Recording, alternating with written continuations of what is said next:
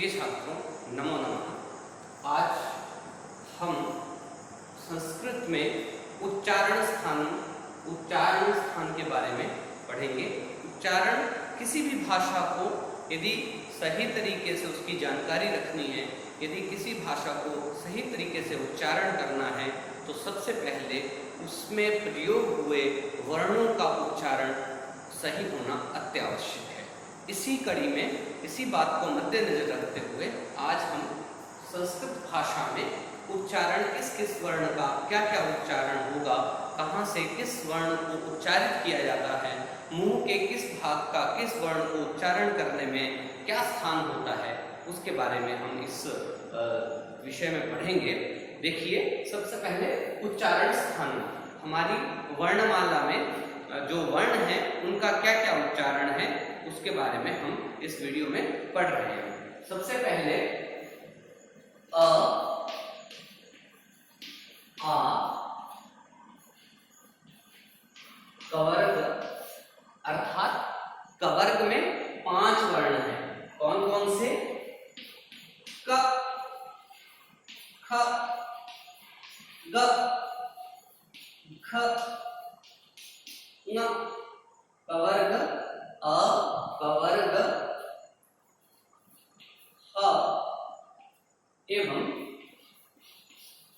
विसर्ग। एतेषां सर्वेषां उच्चारण स्थानमस्ति कंठ। कंठः, एतेषां उच्चारण स्थानमस्ति कंठः। अ, आ, कवर्ग, ह, विसर्ग। एतेषां सर्वेषां उच्चारण स्थानमस्ति कंठः। एतेषां उच्चारणं कंठात् भवति। जैसे यदि वयम् अत्र स्वहस्तं स्थापयामः चेत् अस्माकं ध्वनिः कथं कंठात् निस्सरति एतत् वयं ज्ञातुं शक्नुमः। अ, आ, क, ख, ग, घ, ह, अ। इस प्रकार से ये सारी आवाज जो है हमारी कंठ से निकलती है। जहां जहां जिस जिस स्थान का जो प्रयोग होता है उच्चारण करने में, उसका वो उच्चारण सिद्ध हुआ कंठ। यदि हम दूसरा देखें, ई या दीर्घ ई, चवर्ग। चवर्ग में आपको मालूम हो गया, चवर्ग में च, छ, ज, झ, य, ये सारे वर्ण, य, श, इन सब का उच्चारण स्थान है तालु। तालु।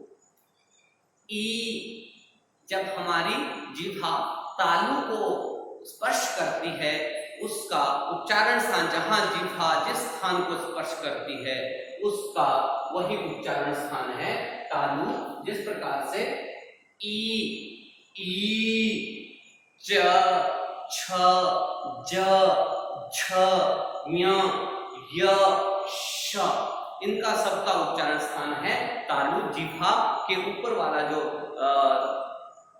चमड़ी है, उसको, तालु को जब वो जिह्वा टच करती है, स्पर्श करती है, वही उसका उच्चारण स्थान है। इनका उच्चारण स्थान है तालु। री, टवर्गः, र, श, इनका उच्चारण स्थान है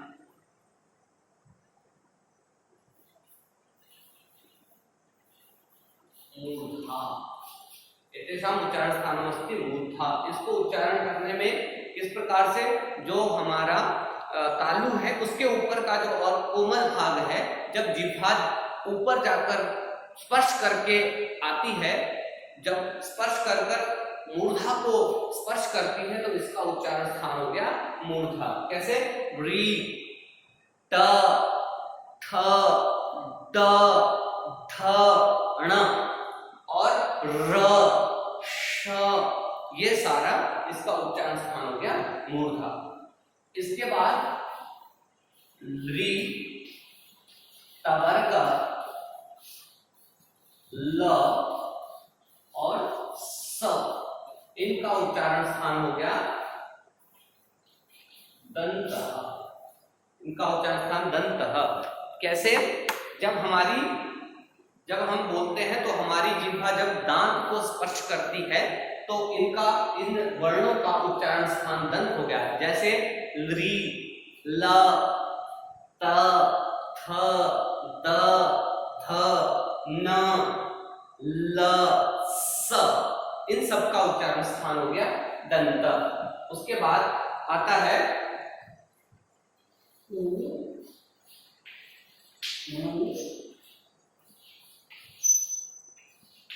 वर्ग, इनका उच्चारण स्थान है ओष्ठ। ओष्ठ देखिए, उच्चारण करने में हमारे होंठ जो हैं अपने आप बंद हो रहे हैं, ओष्ठ हमारे बंद हो रहे हैं। जैसे ऊ, प, फ, ब, फ, म, ये इनका सबका उच्चारण स्थान हुआ जब हमारे जिस का इस्तेमाल होता है, जिस मुंह के जिस भाग का इस्तेमाल होता है उसका वह उच्चारण स्थान हो जाता है। तो इनका उच्चारण ऊ, प, फ, ब, भ, म, इनका उच्चारण स्थान हो गया ओष्ठ। इस प्रकार से इसका हम वर्णित वर्गीकरण देखते हैं। आपको यहाँ पे अ से लेकर च तक अच कहलाए जाते हैं, जिन्हें स्वर कहते हैं हल व्यंजन, अर्थात क से लेकर ज्ञ तक जितने भी वर्ण हैं उनको व्यंजन कहते हैं, जिन्हें संस्कृत में हल कहा जाता है। और जो हलंत, जिस विषय के बारे में आपने पढ़ा है हलंत, ये आपने देखा होगा यहाँ पे हलंत लगा है, तो ये हलंत जो है हल है अंत में जिसके, उन्हें हलंत कहते हैं। इसके बाद यदि हम इसको अभी हमारे कुछ संयुक्त व्यंजन हैं उनका भी हम देख लेते हैं। जैसे ए, आई, इन दोनों का उच्चारण स्थान कंठ भी है और तालु भी है, कंठ तालु। इन दोनों का उच्चारण ए और आई का कंठ तालु। कैसे? क्योंकि ए का यदि हम संयोग देखें अ प्लस ई इक्वल टू ए, यह दो स्वरों के मेल से बना है। ए दो स्वरों के मेल से, अर्थात ये संयुक्त स्वर है, इसका मेल से बना है। तो अ का उच्चारण स्थान आपको बताया गया है, अ का है कंठ और टी का है तालु। तो इन दोनों का जो उच्चारण स्थान है वो हो गया कंठ तालु। उसके बाद ओ दौतो कंठोष्टम, ओ और औ, इन दोनों का उच्चारण स्थान है कंठोष्ठ। इन दोनों का उच्चारण स्थान है कंठोष्ठ। कैसे?